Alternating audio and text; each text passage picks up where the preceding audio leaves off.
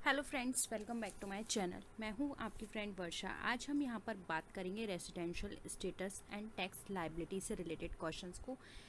ये कुछ टॉपिक हमारे इनकम टैक्स के ऐसे हैं जो कि बहुत ही इंपॉर्टेंट हैं और बेसिक चीज़ें हैं जहां से पूछी जाती हैं, जैसे कि एग्रीकल्चर इनकम हो गया, इनकम टैक्स का इंट्रोडक्शन पार्ट हो गया एंड रेसिडेंशियल स्टेटस हो गया। तो स्टार्ट करते हैं। अगर आप चैनल पर नए हैं तो प्लीज़ चैनल को सब्सक्राइब कर लीजिए, साथ ही साथ बेल आइकन पर क्लिक भी ज़रूर कीजिए ताकि आने वाले वीडियो का नोटिफिकेशन आप तक पहुंच जाए, और अपनी फ्रेंड्स के साथ भी इस वीडियो को ज़रूर शेयर कीजिएगा। स्टार्ट करते हैं। क्वेश्चन है हमारा, determine the status of Banaras Hindu university. अब आपको बताना है जो बनारस हिंदू यूनिवर्सिटी है उसका क्या स्टेटस है। वो एक लोकल अथॉरिटी है, एक बॉडी ऑफ इंडिविजुअल है, फॉर्म है या आर्टिफिशियल जुडिशियल पर्सन है। बताइए।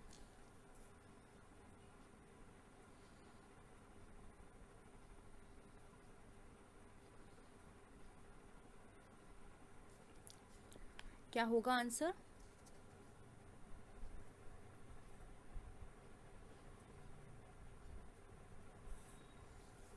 देखिए, बनारस हिंदू यूनिवर्सिटी एक यूनिवर्सिटी है जो कि एक लॉ के द्वारा क्रिएट की गई है।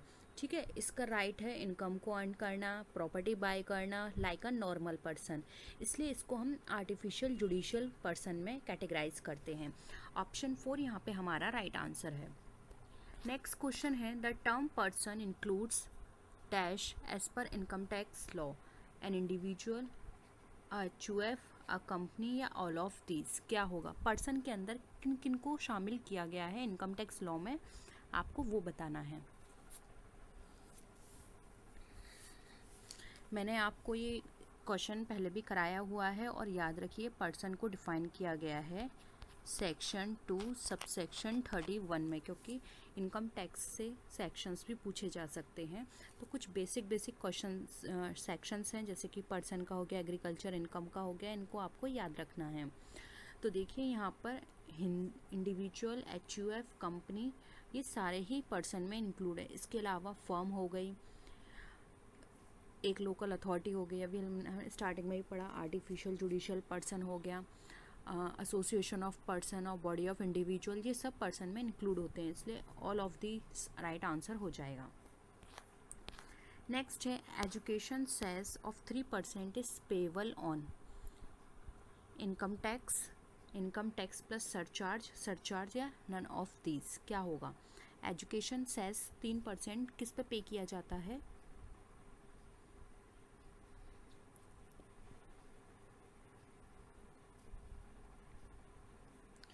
देखिए, एजुकेशन सेस जो है वो इनकम टैक्स प्लस सरचार्ज होता है।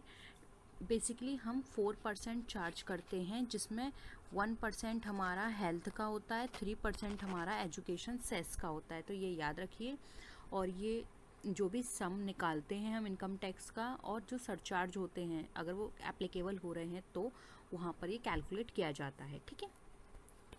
नेक्स्ट है, income received in India in previous year is taxable in the hands of resident, non resident, not ordinary resident या ऑल ऑफ दिस। क्या होगा आंसर?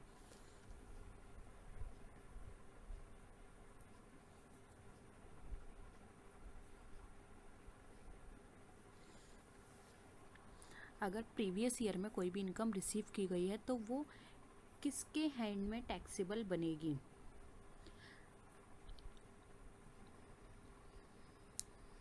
देखिए, अगर इंडिया के अंदर कोई भी इनकम रिसीव की जा रही है तो फिर वो किसी भी तरह का रेसिडेंशियल स्टेटस हो उसके पास, सबको उस पर टैक्स देना होगा, वो रेसिडेंट हो, नॉन रेसिडेंट हो या नॉट ऑर्डिनरी रेसिडेंट हो। ठीक है, अगर उसने इंडिया में अर्न करा है, वहाँ पे रिसीव किया है, तो उसको वहाँ पे भी करना होगा, इसलिए option 4 all of this right answer हो जाएगा। नेक्स्ट है हमारा, person is defined under section. अब आपको बताना है पर्सन को किस सेक्शन के अंदर डिफाइन किया गया है। Section 2 subsection 31, section 2 subsection 36, section 1 subsection 9, section 2 subsection 45। बताइए। अभी मैंने पहले भी बताया था आपको।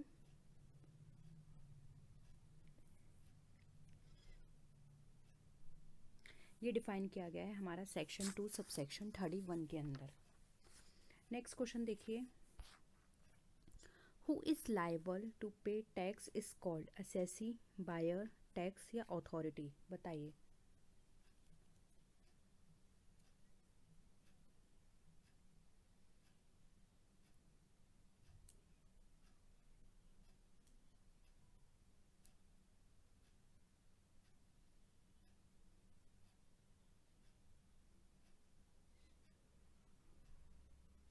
देखिए, टैक्स जो पे करता है उसको टैक्स पेयर बोलते हैं। तो ऐसा पर्सन जिसको लाइव जो टैक्स पे कर रहा है, जिसकी लाइबिलिटी बन रही है, उसको हम असेसी बोलते हैं। असेसी जो है वो हमारा सेक्शन 2 सबसेक्शन 7 के अंदर डिफाइन किया गया है। जनरली वो सभी पर्सन असेसी की कैटेगरी में आते हैं जो कि इनकम टैक्स के साथ कॉन्टैक्ट में होते हैं, और वो पर्सन जो कि टैक्स रिटर्न फाइल कर रहे हैं, उन पर कोई फ़ाइन लगाया जा रहा है, उनकी सैलरी पर कोई भी फ़ाइन लगाया जा रहा है, तो वो एसएससी की कैटेगरी में आते हैं। ऑप्शन 1 यहाँ पे हमारा राइट आंसर हो जाएगा। नेक्स्ट है, under which of the following categories a partner of partnership firm will be assessed N individual, HUF firm, body of an individual, बताइए।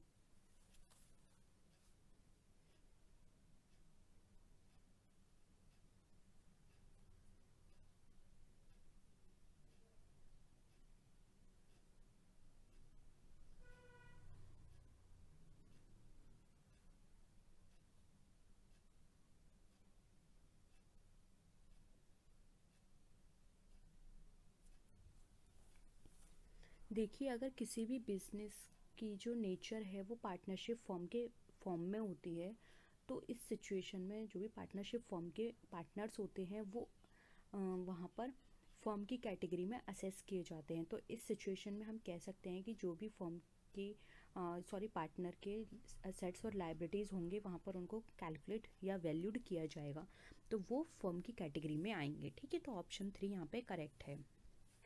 नेक्स्ट क्वेश्चन है, an Indian citizen who goes abroad for employment shall have to stay in India for at least how many days to be resident, answer करिए। 182 days, 90 days, 60 days या 180 days.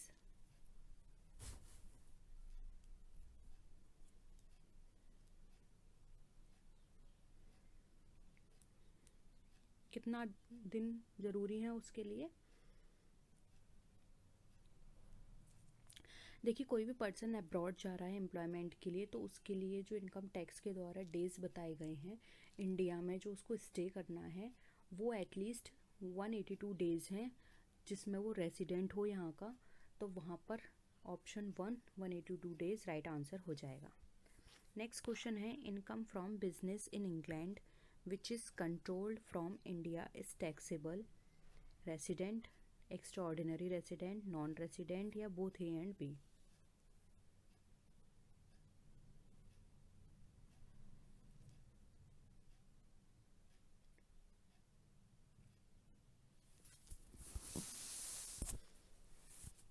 बताइए क्या होगा।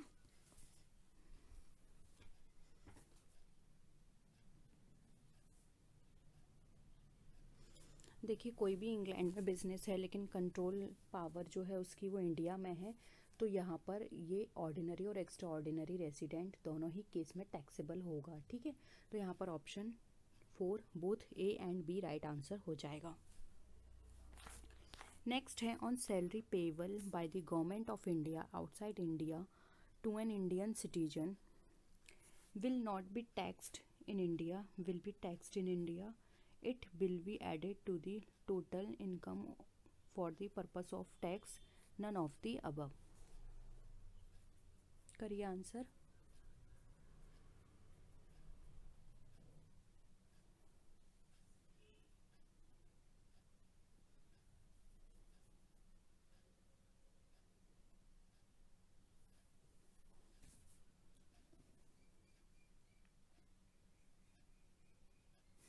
देखिए, जब कभी भी गवर्नमेंट किसी पर्सन को आउटसाइड इंडिया सैलरी दे रहे हैं, वो इंडियन सिटीजन है, तो वहाँ पर क्या होता है, वो उसका टैक्स इंडिया में लगेगा। और आपको पता है गवर्नमेंट किसी भी तरह की सैलरी प्रोवाइड करती है तो उस पर टीडीएस खुद कट जाता है, यानी कि सैलरी देने से पहले ही उस पर टैक्स काट दिया जाता है। तो इन केस में हम कह सकते हैं कि इनकम अगर इंडिया में अर्न हो रही है तो टैक्स वहाँ पे डिडक्ट इंडिया में ही होगा, इसलिए ऑप्शन 2 राइट आंसर हो जाएगा। नेक्स्ट है residential status of the tax payer every year can be change, will definitely change, will not change या नन ऑफ दिस। बताइए टैक्स पेयर का रेसिडेंशियल स्टेटस हर साल कैसा रहेगा?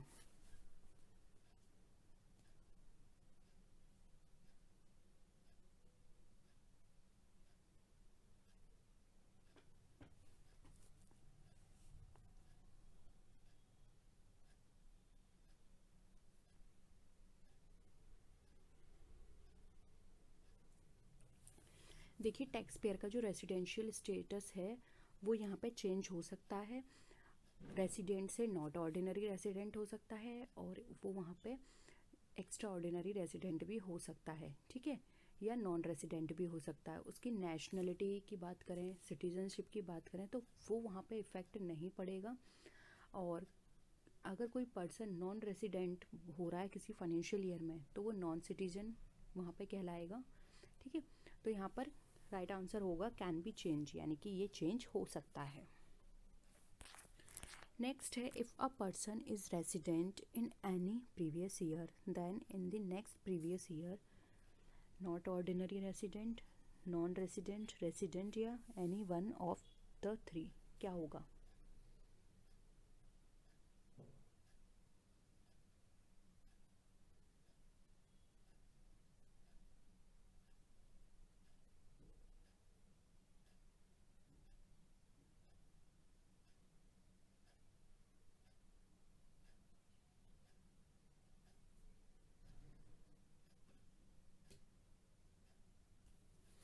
देखिए इनकम टैक्स के अंदर अगर हम टैक्स पेयर के रेसिडेंशियल स्टेटस की बात करें तो यहाँ पर वो टैक्स असेसमेंट के पर्पस के लिए वहाँ पर हम उसको डिटरमाइन करते हैं, ठीक है, ये तो हम सबको पता है। तो कोई भी इंडिविजुअल पर्सन जो किसी प्रीवियस ईयर में रेसिडेंट है तो वो वहाँ पे नेक्स्ट प्रीवियस ईयर में एक्स्ट्रा ऑर्डिनरी रेसिडेंट भी हो सकता है, नॉन रेसिडेंट भी हो सकता है, ठीक है। तो कोई भी सिचुएशन हो सकती है उसके साथ। तो यहाँ पर ऑप्शन 4 राइट आंसर हो जाएगा, एनी वन ऑफ दी 3, ठीक है। नेक्स्ट है इनकम रिसीव्ड और deemed to be received in India is taxable to which category of tax payers, all tax payers, resident, not ordinary resident या non resident.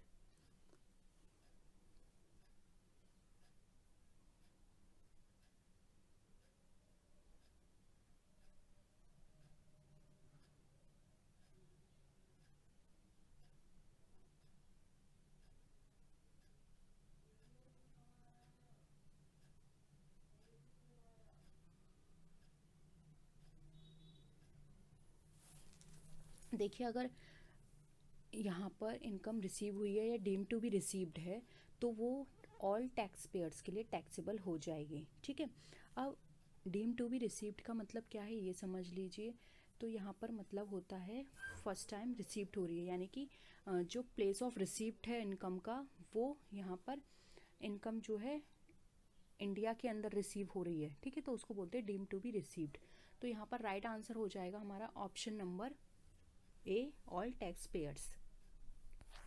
Next है a person who fulfils one basic condition and one additional condition is, बताइए वो कौन होगा, किस category में आएगा, resident, non resident, not ordinary resident या नन ऑफ दीज।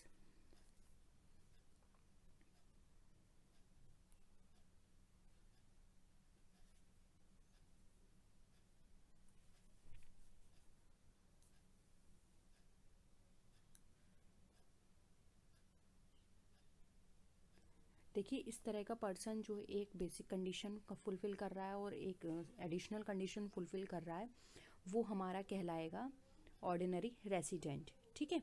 तो यहाँ पर हमारा राइट आंसर क्या हो जाएगा, ऑप्शन नंबर सी। नेक्स्ट है who can be and not ordinary resident in India, बताइए, association of person, company, Hindu undivided family या partnership form.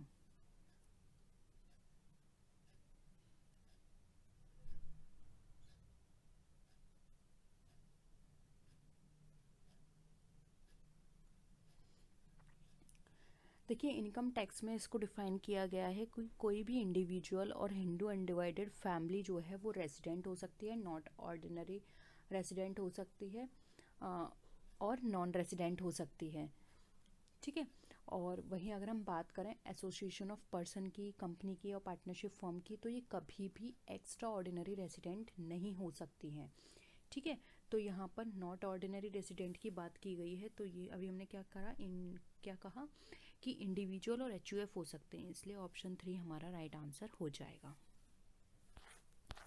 Income accrued in India is taxable for all tax pairs, for Indian resident, for not ordinary Indian resident, for non resident Indian, बताइए।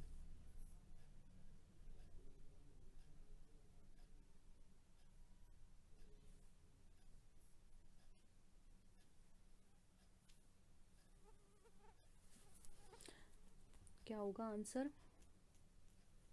देखिए अगर India में कोई भी income accrued हो रही है तो वो टैक्सेबल सभी टैक्स पेयर्स के लिए होगी, ये हमारा सेक्शन 9 के अंदर बताया गया है। और अगर इनकम एक्रूड है, डीम्ड टू हैव अराइजन है, तो इसका मतलब क्या है, एक्चुअली वो एक्रूड नहीं है बट यहाँ पर डीम्ड टू हैव एक्रूड है। तो एक्ट के अकॉर्डिंग अगर हम बात करें तो यहाँ पर वो resident, ordinary resident and non resident सभी टैक्स पेयर्स के लिए टैक्सेबल रहेगी, तो ऑल टैक्स पेयर्स यहाँ पे हमारा राइट आंसर हो जाएगा। इस चैप्टर को रेसिडेंशियल स्टेटस के आप अच्छे से घोल के एक तरह से पी जाना, क्योंकि बहुत ही इंपॉर्टेंट क्वेश्चंस हैं और बहुत क्वेश्चंस बनते हैं यहाँ से एग्ज़ाम में आपके, तो आपको हर चीज़ की बेसिक नॉलेज होनी चाहिए। अ कंपनी कैन बी, एक कंपनी कैसी हो सकती है, resident of India, ordinary resident in India, not ordinary resident in India, या ऑल ऑफ द अबव, बताइए।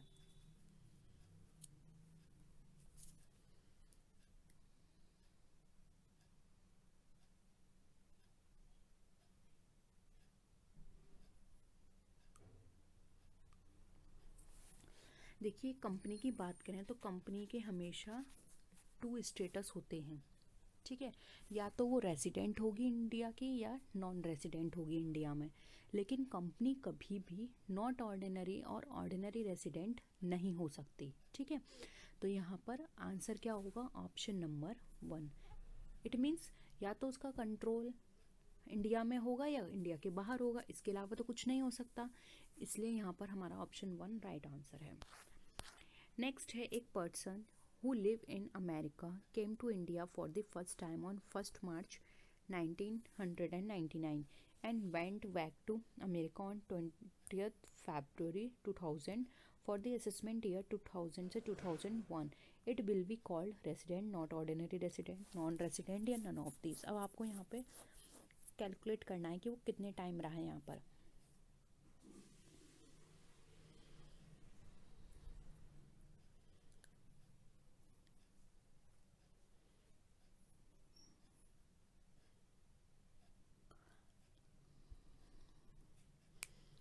देखिए असेसमेंट ईयर 2000 से 2001 के लिए वो यहाँ पर कैटेगराइज किया जाएगा नॉट ऑर्डिनरी रेसिडेंट में, ठीक है।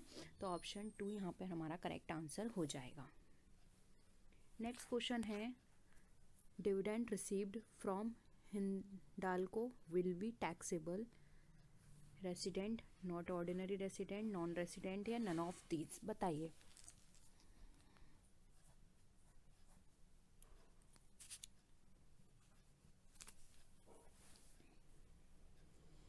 हिंडाल्को इंडस्ट्रीज़ आपने सुनी होगी, ये एक पब्लिक कंपनी है आदित्य बिरला ग्रुप में। इसके जो डिविडेंड है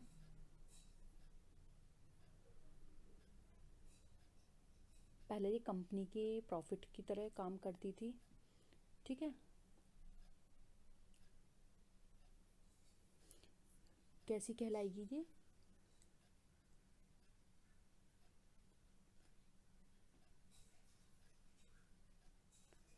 ये हमारी कैटेगराइज की जाएगी नॉन रेसिडेंट में, ठीक है, क्योंकि अभी हमने पहले बात की थी कि या तो रेसिडेंट होगी या नॉट ऑर्डिनरी रेसिडेंट हो सकती है, तो यहाँ पर नॉन रेसिडेंट हमारा राइट आंसर हो जाएगा। विच of the following is not included in net agriculture income, income from growing flowers, rent of agriculture land for agriculture work, income from purchasing of standing crop, income from agriculture work। बताइए।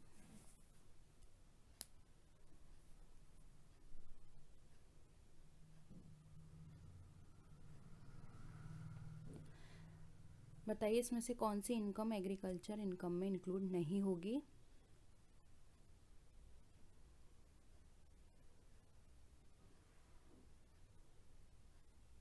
देखिए, जब कभी भी हम agriculture income को calculate करेंगे तो ये यहाँ पे ज़रूरी हो जाता है कि जो भी एग्रीकल्चर लैंड है वो इंडिया में लोकेटेड हो और इसका जो प्राइमरी और सेकेंडरी एग्रीकल्चर वर्क है वो उस पर हुआ हो। अगर यहाँ पर ऑप्शंस की बात करें तो थर्ड ऑप्शन देखिए, income from purchasing of standing crop. अब यहाँ पर क्या है, कोई भी क्रॉप है जो कि परचेज़ किया है आपने, अब यहाँ पर उस पर आपने कोई भी ना तो प्राइमरी वर्क किया है ना आपने कोई सेकेंडरी वर्क किया है, अब वो आपको रेडीमेड मिली है, आपने उसको बस परचेज़ किया है, आपने उस पर कोई भी एग्रीकल्चर एक्टिविटी नहीं की है, तो यहाँ पर इस इनकम को एग्रीकल्चर इनकम में कंसिडर नहीं किया जाएगा, ये हमारी नॉन एग्रीकल्चर इनकम कहलाएगी। जबकि देखिए ऑप्शन 1 है इनकम फ्रॉम ग्रोइंग फ्लावर्स। अब आपने फ्लावर्स को ग्रो किया यानी उसमें आपने एग्रीकल्चर एक्टिविटी की। Rent of agriculture land for agriculture work के लिए वो लैंड यूज़ हुई है और उस पर रेंट मिला है, ये भी हमारा एग्रीकल्चर इनकम में आएगा। फिर है income from agriculture work, again agriculture work है, तो यहाँ पर ऑप्शन 3 हमारा राइट आंसर हो जाएगा। ठीक है, नेक्स्ट है नॉन एग्रीकल्चर इनकम इंक्लूड्स। अब नॉन एग्रीकल्चर इनकम में क्या क्या चीज़ इंक्लूड नहीं की जाती है, वो सॉरी कौन सी है इसमें। ठीक है, income from sale of wild grass, income from fisheries, in royalty income of mines या ऑल ऑफ दी अबव। बताइए नॉन एग्रीकल्चर इनकम कौन सी है इसमें से, या सारी हैं।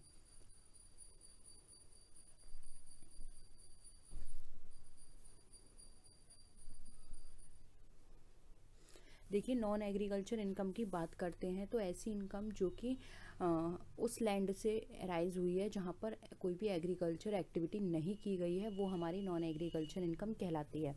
जैसे कि इनकम फ्रॉम मार्केट, अब कोई एग्रीकल्चर वर्क नहीं है, स्टोन क्वेरी से कोई इनकम हुई है हमारी, माइनिंग रॉयल्टी से कोई इनकम जनरेट हुई है, या फिर हमारी ऐसी लैंड से इनकम जनरेट हुई है जो कि सिर्फ स्टोरिंग पर्पस से यूज़ हो रहा है, यानी कि एग्रीकल्चर जो प्रोडक्शन है उसको आपने स्टोरिंग पर्पस के लिए यूज़ कर रखा है उस लैंड को। या फिर ऐसी इनकम जो कि आपकी इरिगेशन पर्पस से जो भी वाटर सप्लाई हो रही है, सप्लाई के लिए आपने कोई भी इरिगेशन पर्पस से वाटर आप दे रहे हैं तो वहाँ से इनकम जनरेट हो रही है, तो ये भी हमारी एग्रीकल्चर पर्पस नहीं हो रहा है, यहाँ पे ना कोई प्राइमरी और सेकेंडरी आप कोई एक्टिविटी कर रहे हैं। फिर ऐसी इनकम जो कि सेल्फ ग्रोथ यानी कि खुद से घास आ गई है तो वहाँ भी आपने कोई एक्टिविटी नहीं की है, कोई ट्री बैम्बूज ये सब अपने आप ही उग गए हैं। यानी मेन एग्रीकल्चर इनकम क्या होती है, जिसमें आप कुछ काम करें, आप उसमें सीड डालें, आप उसको ग्रो करने में हेल्प करें, आप उसकी कुछ ना कुछ आप उसकी एक्टिविटी करें ग्रो करने में। लेकिन कुछ चीज़ें जो अपने आप ग्रो होती हैं वो हमारी इनकम एग्रीकल्चर इनकम में कंसिडर नहीं की जाती। और ऐसे ही इनकम कोई फिशरी से आई है, कोई इनकम जो कि जो ब्रिक मेकिंग के लिए अर्थ जो भी ज़मीन यूज़ की गई है वहाँ से कोई सेल हुई है, या फिर कोई भी ऐसा रेम्यूनरेशन रिसीव हुआ है जो कि एग्रीकल्चर फार्म का मैनेजर है, तो वहाँ पे भी यूज़ नहीं की जाएगी एग्रीकल्चर इनकम, वो उसमें कंसीडर नहीं की जाएगी। ठीक है, क्या है ये नॉन एग्रीकल्चर इनकम है। और कोई भी ऐसा डिविडेंड मिला है जो कि एग्रीकल्चर में इंगेज है कंपनी, तो वो भी हमारी नॉन एग्रीकल्चर इनकम है। कोई भी इनकम किसी बायर की जो कि राइप क्रॉप में का बायर है, उसकी इनकम नॉन एग्रीकल्चर इनकम है। डेली फार्मिंग, पोल्ट्री फार्मिंग, तो ये कुछ एग्जांपल्स मैं आपको बता रही हूँ जो कि एग्ज़ाम में फ्रिक्वेंटली पूछे जाते हैं और ये हमारी नॉन एग्रीकल्चर इनकम में कंसिडर किए जाते हैं। ठीक है, तो ये यहाँ पर ऑप्शन सभी हमारे करेक्ट हैं, तो ऑल ऑफ दी अबव हमारा राइट आंसर हो जाएगा।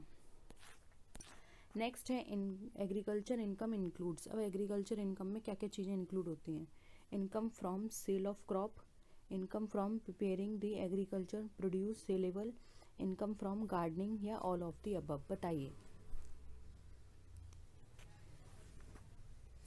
क्या होगा आंसर।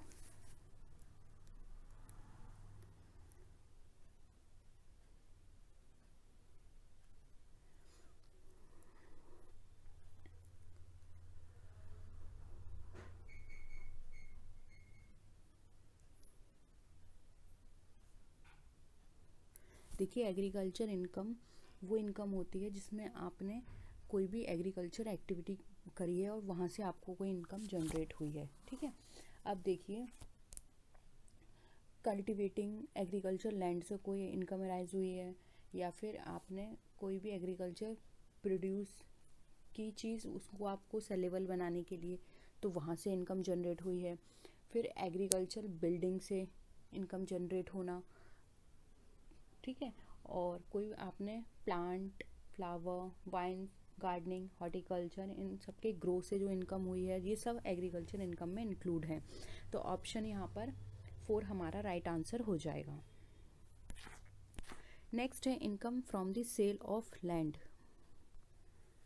कैसी है, यानी कि जो लैंड है उसको सेल करने से इनकम जनरेट हुई है, तो नॉन एग्रीकल्चर इनकम है, कॉस्ट है, एक्सपेंस है, या फिर नन ऑफ दीज।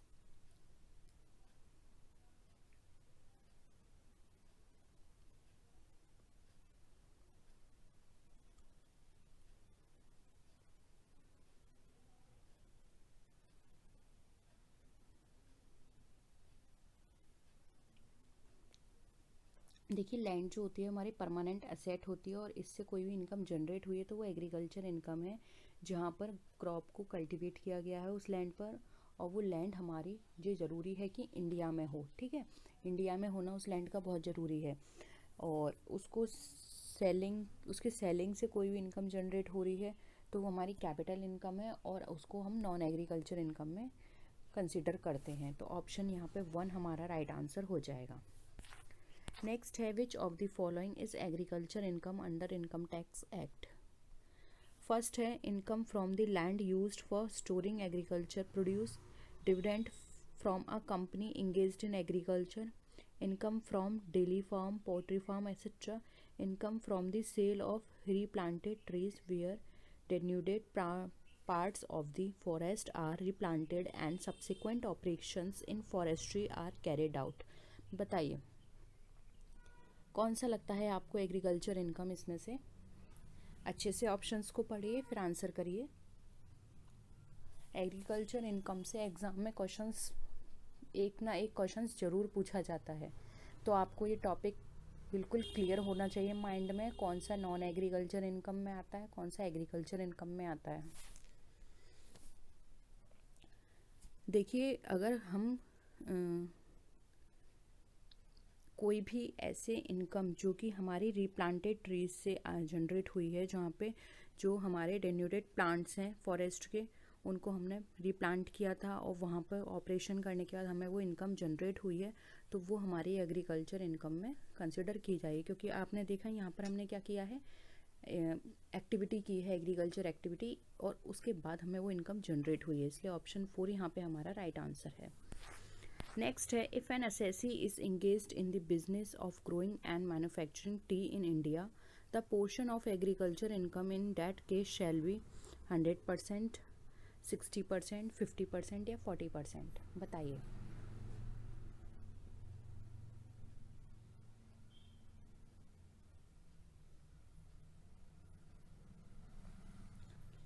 क्या होगा।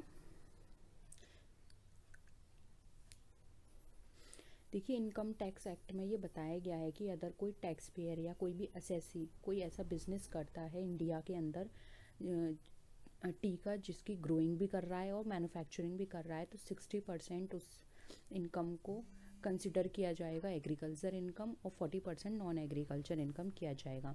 लेकिन अगर वो सिर्फ ग्रो करता है, मैन्युफैक्चरिंग नहीं कर रहा है, तो उस केस में 70% उसकी इनकम एग्रीकल्चर इनकम मानी जाएगी और 30% नॉन एग्रीकल्चर इनकम। तो यहाँ पर बताया गया है कि ग्रो भी कर रहा है और मैन्युफैक्चरिंग में, इट मीन 60% एग्रीकल्चर इनकम है, तो ऑप्शन 2 राइट आंसर है, ठीक है। और जो रिमेनिंग 40% है वो नॉन एग्रीकल्चर इनकम में कंसिडर की जाएगी। नेक्स्ट है which of the following deductions will not come under section 80 of the income tax act. बताइए deductions in the case of a person with disability, deductions for interest paid on loan taken for pursuing higher education, deduction for interest on loan taken for the construction purchase of house property, deduction for repayment for any installment of principal amount borrowed for the purchase construction of house property। बताइए 80 की deductions हमें किसके लिए दी गई है?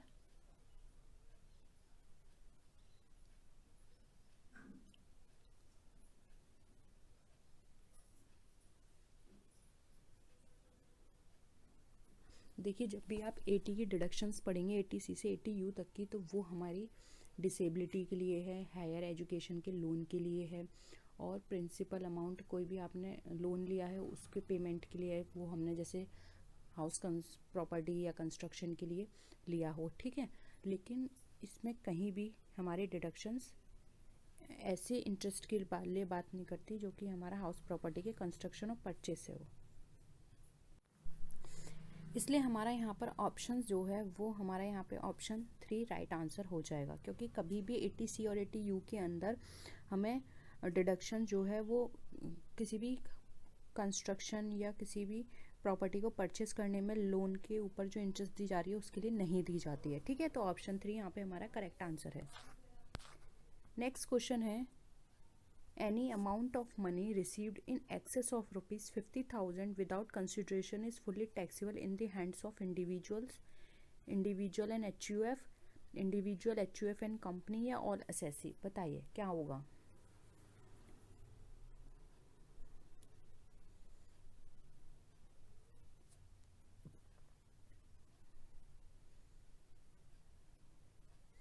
देखिए, इस case में जब भी विदाउट कंसिड्रेशन 50,000 से ज़्यादा मनी रिसीव की जाती है तो इंडिविजुअल और HUF के केस में वहाँ पर वो फुल्ली टैक्सेबल हो जाती है, ठीक है।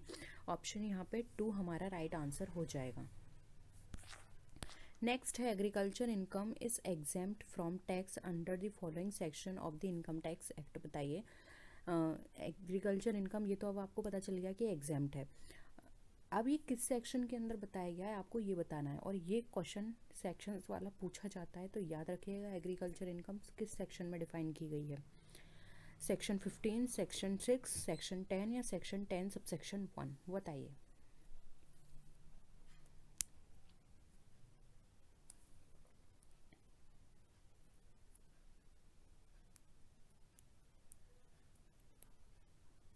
देखिए, एग्रीकल्चर इनकम को एग्जेम्प्ट किया गया है अंडर सेक्शन 10 सब सेक्शन 1 के अंदर, ठीक है। तो ऑप्शन यहाँ पे 4 हमारा राइट आंसर है।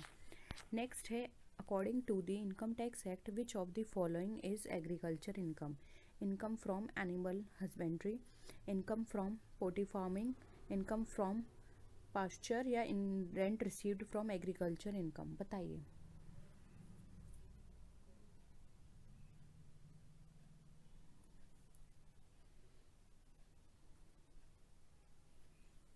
अभी हमने स्टार्टिंग में डिस्कस किया था कि एग्रीकल्चर इनकम वो इनकम होती है जहाँ पर एग्रीकल्चर कोई भी एक्टिविटी की गई हो, ठीक है, या वहाँ पे एग्रीकल्चर एक्टिविटी हो रही हो। अब animal husbandry, poultry farming of पाचर, यहाँ पे कहीं भी जो एग्रीकल्चर एक्टिविटी है प्राइमरी एंड सेकेंडरी किसी भी तरह की नहीं की जा रही है, लेकिन एग्रीकल्चर लैंड पे कोई भी रेंट रिसीव्ड हुआ है तो यहाँ पर ये हमारा एग्रीकल्चर इनकम में कंसिडर किया जाएगा, इसलिए ऑप्शन 4 हमारा राइट आंसर हो जाएगा। नेक्स्ट है, the amount received from the sale of agriculture land will be capped in category of income of the following. बताइए किस कैटेगरी में रखा जाएगा?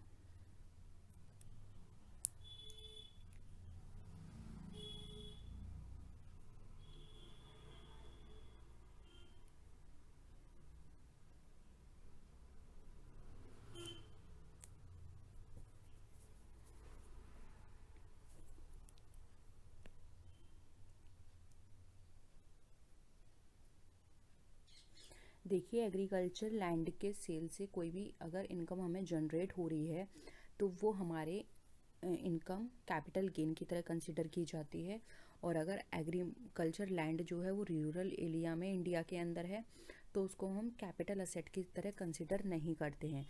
अर्बन एग्रीकल्चर लैंड को हमेशा कैपिटल असेट की तरह ट्रीट किया जाता है, ठीक है।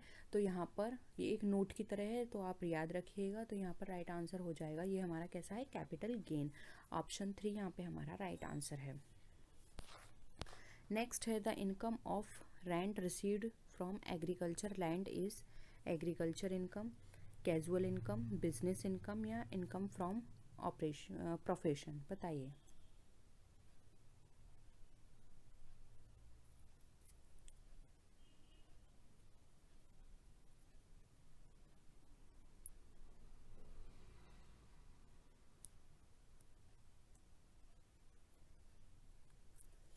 देखिए यहाँ अगेन वही चीज़ है, अभी हमने पहले भी डिस्कस की थी।